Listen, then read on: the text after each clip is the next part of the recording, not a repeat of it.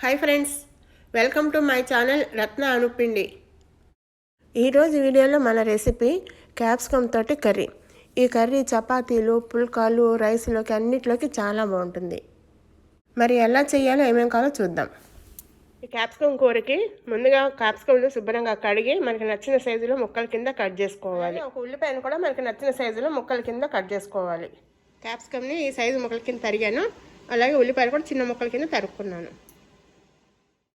ఈ capsicum curry చేయడానికి ముందుగా ఒక ప్యాన్లో కొద్దిగా నూనె వేసి వేడి చేయాలి. కొంచెం వేడెక్కిన తర్వాత మనం తరిగి ఉంచుకున్న ఉల్లిపాయ ముక్కలు వేయాలి. ఉల్లిపాయ ముక్కలు వేసిన తర్వాత కొంచెం ఉప్పు వేసామంటే ముక్కలు తొందరగా మగ్గుతాయి.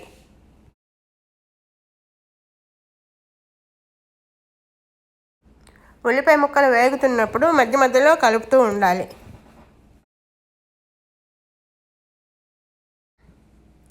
ఉల్లిపాయ ముక్కలు కొంచెం రంగు మారాయి. ఇప్పుడు మనం తరిగి రెడీగా ఉంచుకున్న క్యాప్సికమ్ ముక్కలు వేసి కలుపుకోవాలి.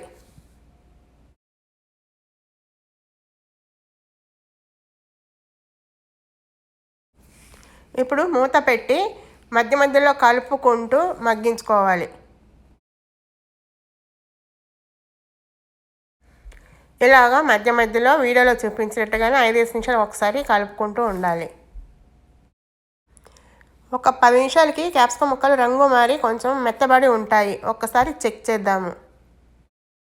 ముక్క మగ్గింది, కానీ ఇంకొక 2 నిమిషాలు వేస్తే ఇంకా బాగుంటుంది. ఇప్పుడు కొంచెం ఉప్పు వేద్దాము. మన ఉల్లిపాయలు మగ్గేటప్పుడు కొంచెం వేసాము కదా, ఇప్పుడు ఈ ముక్కలకు సరిపడా వేయాలి. ఒకసారి బాగా కలిపి మూత పెట్టి ఒక 2 నిమిషాలు వేయించాలి.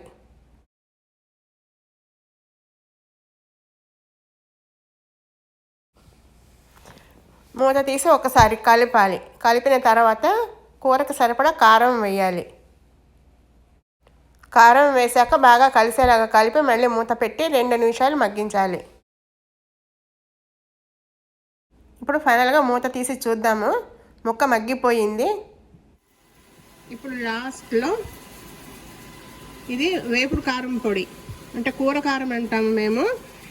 ఈ పొడి ఎలా చేయాలో మన ఛానల్లో ఉంది, డిస్క్రిప్షన్లో దాని లింక్ కూడా ఇస్తాను. ఇంట్రెస్ట్ ఉన్న వాళ్ళు చెక్ చేయండి. ఇది ఇప్పుడు ఈ పొడి కొంచెం మనకి ఎంత కావాలో అంత చల్లుకోవాలి. చూసుకుంటూ ఎంత కావాలో అంతే వేసుకోవాలి.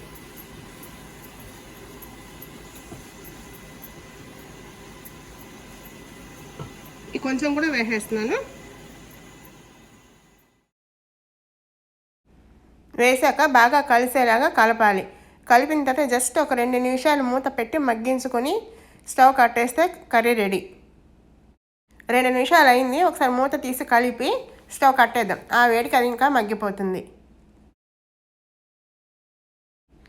ఇప్పుడు సర్వింగ్ బౌల్లోకి ట్రాన్స్ఫర్ చేసుకోవాలి.